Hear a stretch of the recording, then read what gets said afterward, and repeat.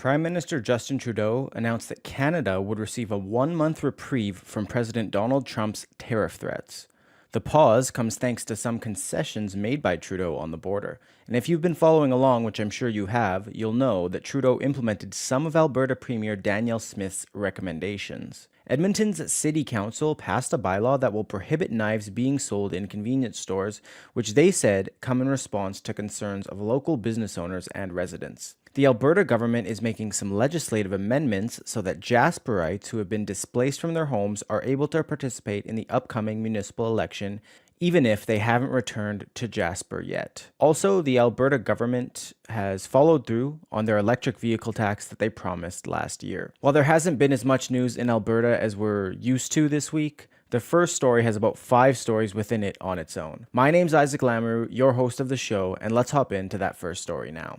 So you may recall that our lead story last week was actually Smith calling on the Liberals to appoint a border czar to work with U.S. counterpart Tom Homan to avoid the incoming tariffs that the Trump administration was proposing. She said the appointment of a border czar was the best way to avoid the tariffs after she had met with dozens of U.S. representatives, administrative officials, and Trump himself. And when Trudeau made the announcement that Canada narrowly avoided the tariffs, given the threat was paused for 30 days at the 11th hour, the first thing I noticed was Trudeau saying, quote, "Canada is making new commitments to appoint a fentanyl czar. We will list cartels as terrorists, ensure 24/7 eyes on the border, launch a Canada-US joint strike force to combat organized crime, fentanyl, and money laundering." Yeah, so this announcement actually made me laugh a bit because I wondered whether he named this incoming official a fentanyl czar instead of a border czar to avoid giving Smith too much credit.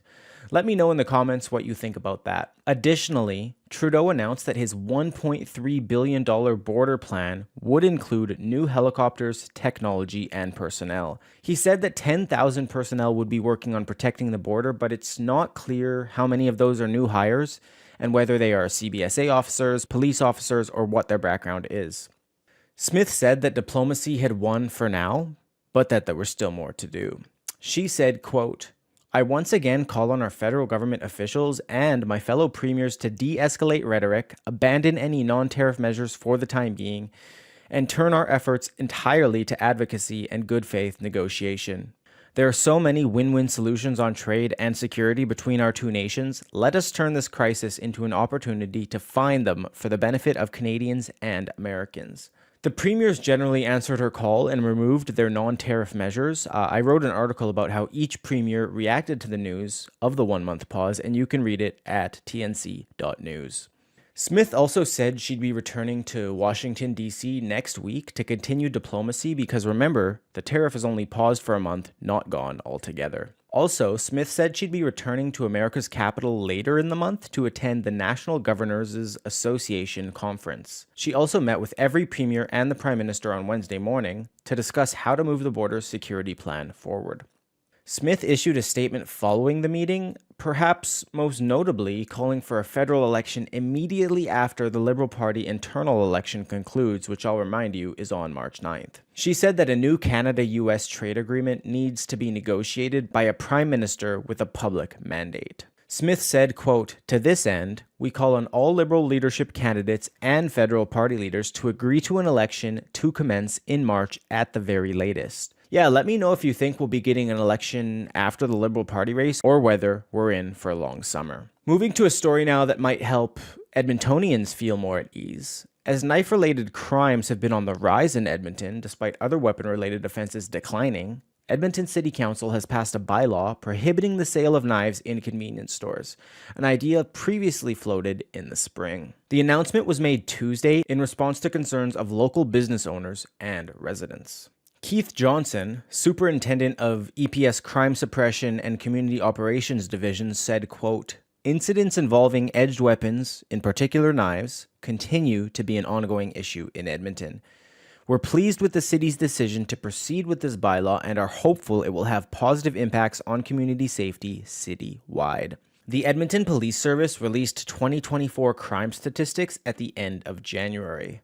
The stats show that while firearm and pepper spray incidents declined between 2023 and 2024, knife-related violent crimes rose from 949 to 979. Businesses will need to comply with the new bylaws when they apply for a new business license or renew their existing one. However, the city has encouraged businesses to voluntarily comply before their licenses are up for renewal. The city said that the bylaw cannot be enforced retroactively, therefore it will only be applied when licenses are renewed.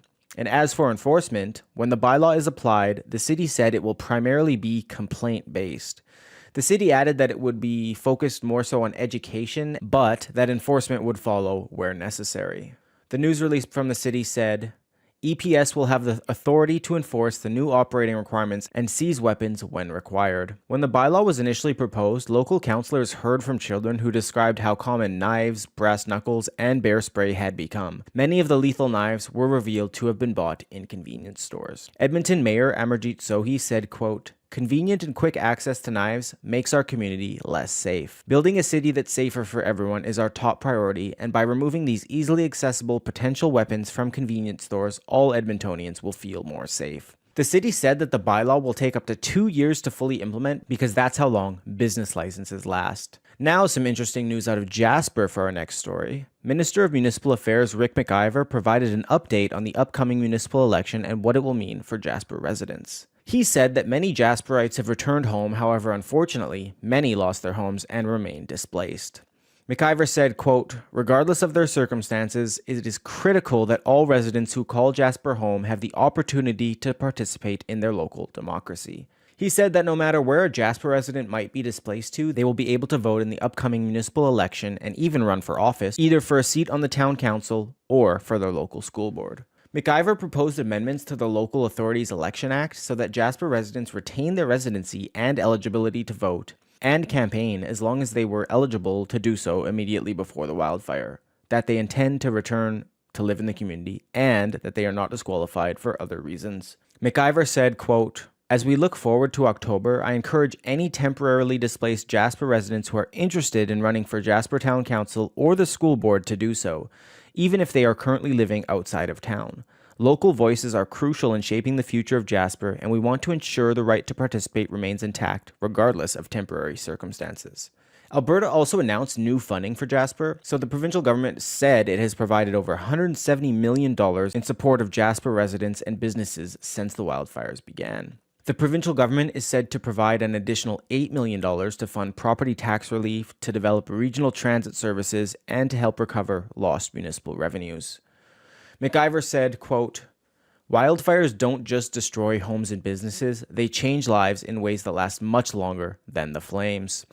That's why we are providing an additional $8 million to the more than $170 million that has already been provided to the municipality of Jasper during and after the wildfire. Our additional support will provide residents and business owners with some much-needed relief, help maintain public services, and connect communities through transit service for workers and residents who are still displaced. The now $178 million that's been provided from the Alberta government consists of up to $149 million in disaster recovery program funding, $7.5 million in emergency evacuation payments to more than 6,500 Jasperites, $12.9 million in matching funds to support the Canadian Red Cross in providing support to residents and business owners in Jasper, and more.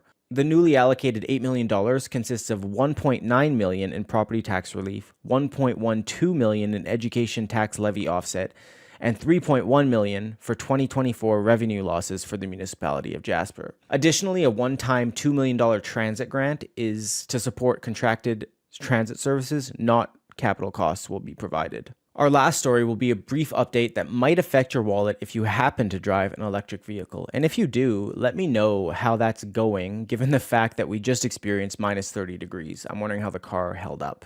You may remember that I reported back in February 2024 that Alberta was planning to begin taxing electric vehicles at $200 a year beginning as early as January 2025. The tax rate was said to be in line with the annual fuel tax paid by drivers of gas vehicles, but would not apply to hybrid vehicles. Additionally, electric motorcycles and ATVs will not be subject to the tax. At the time, the Alberta government said, quote, EVs tend to be heavier than similar internal combustion vehicles and cause more wear and tear on provincial roadways while their owners pay no fuel tax. Now, the provincial government has followed through on their promise, And starting February 13th, Albertans will be charged a $200 tax when registering their electric vehicles. So if you do own an electric vehicle, try and see if you can fast track your registration to save yourself $200. Dale Nally, Minister of Service Alberta, said, quote, "Owners of electric vehicles use the same roads as other Albertan drivers. It's only fair they contribute to public services, including those that ensure the continued safety and upkeep of Alberta's roads."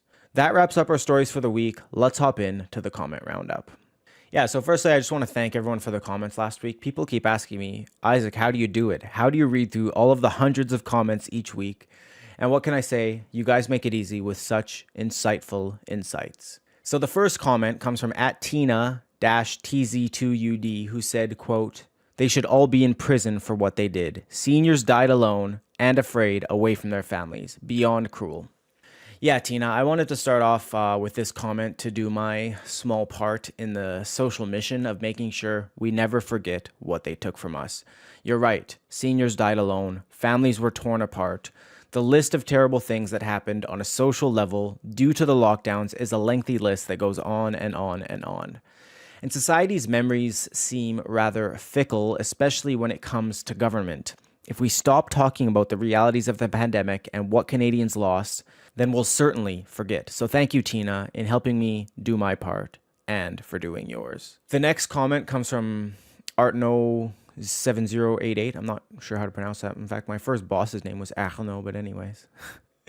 Arno, he said, quote, "What a great thing Alberta government just did. Very proud of them for putting this out. Everybody knows, but no other government has the guts to say it."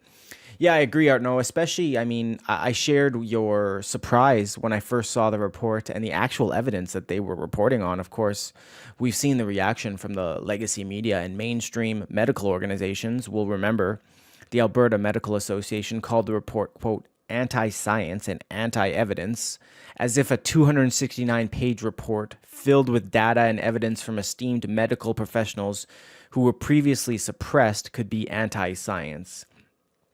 It's through brave scientists and organizations publishing stuff like this that will bring us eventually closer to the truth. And your comment also reminded me of another made by Ensign Redshirt Ricky, who said, quote, "These experts are afraid that they are one step closer to being held accountable." And many of the other comments seem to agree with the sentiment and were thankful for the report. The last comment comes from @PaulWines5918, who said, quote, "Smith is correct about the border czar. This position needs military-style operations. We need armed personnel at our borders." Right, Paul. So yeah, I actually reached out to the federal government and Public Safety Canada, asking them about what the czar would look like, and more specifically, what these 10,000 personnel would look like. For example, would they be CBSA officers, police, intelligence officers, or otherwise? And I didn't receive a reply, but I am interested to see in the future, firstly, whether Trudeau will heed Smith's advice to make her Deputy Minister Paul Winnick, a former Lieutenant General who served in the Army for 38 years, the border czar. I'm also curious to see what these 10,000 border personnel look like and how many of them are new hires, whether they'll be armed, how they'll be trained, and what else. Let me know what you guys expect, and more importantly, whether you think Trump will be appeased once this month-long reprieve is over, or whether new threats will emerge. That wraps up our comment roundup in this week's show. My name's Isaac Lamoureux, your host of the Alberta Roundup. Have a great weekend. Thank you and God bless. May Alberta prosper, strong and free.